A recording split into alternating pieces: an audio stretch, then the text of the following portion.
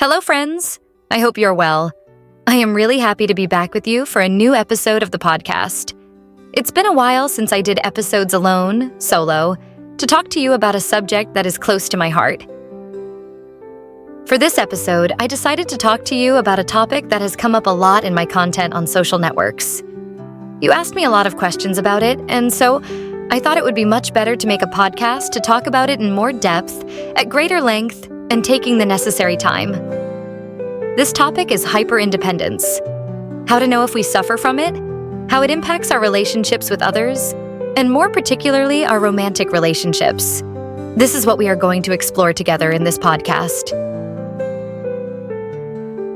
If this podcast has helped you, inspired you, allowed you to have some insights or moments of reflection, I would be extremely grateful if you could take a few seconds of your time to support the podcast. If you're on YouTube, subscribe to the channel.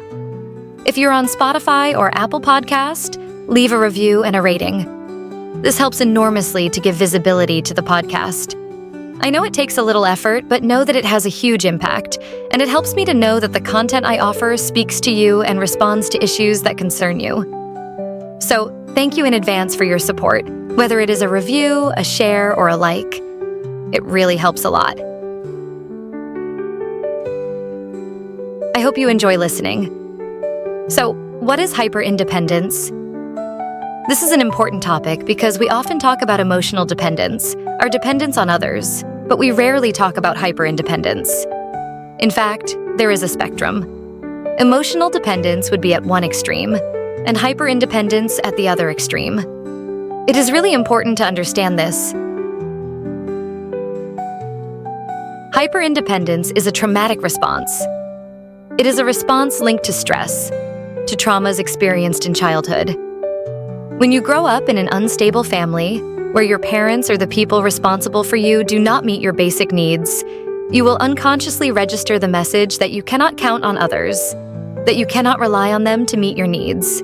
These needs can be emotional, affective, or even financial.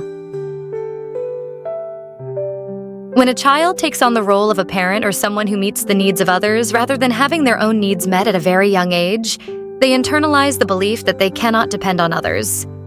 For example, it could be growing up in a family where you had to take care of your siblings, or in a family where there was a lot of arguing, and you took on the role of mediator. I myself have experienced this. With all the love I have for my parents, I must say that growing up, I took on responsibilities that were not mine. There were many crises, violent arguments, and I went into survival mode. A child faced with instability and insecurity will develop survival mechanisms, and that is where hyperindependence takes root. Hyperindependence is not a personality trait. It's something you develop in response to trauma, and it's something you can unlearn. It's like emotional dependency. With therapeutic work, particularly with cognitive behavioral therapies, CBT, you can learn to unlearn these mechanisms. Now I'm going to give you 5 signs that show you might be suffering from hyperindependence. You take too many responsibilities on your shoulders, including those that do not belong to you. You have difficulty asking for help because you see it as a sign of weakness. You have a distrust of others, and you have difficulty trusting. You have difficulty having close, lasting relationships because you tend to sabotage relationships when someone gets too close. You flee and reject all forms of dependence, whether in yourself or in others. These signs are trauma responses, and they do not define who you are. Hyperindependence, like emotional dependency, is an extreme that can be rebalanced. It is important to understand that dependency, to a certain degree, is healthy. We need others, and it is normal to be able to count on them while remaining autonomous. If you recognize yourself in what I just said, I invite you to work on yourself, to seek help from a professional if possible. It is work that takes time, but it is really worth it. I myself am still working on my hyperindependence, and I am supported by a professional. There is no shame in that. On the contrary, it is a healthy and necessary approach. I really hope that this podcast helped you. inspired you, or made you think?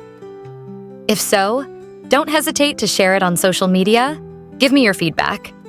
And if you can, leave a rating or review on Apple Podcast or Spotify. It helps me a lot, and I would be extremely grateful.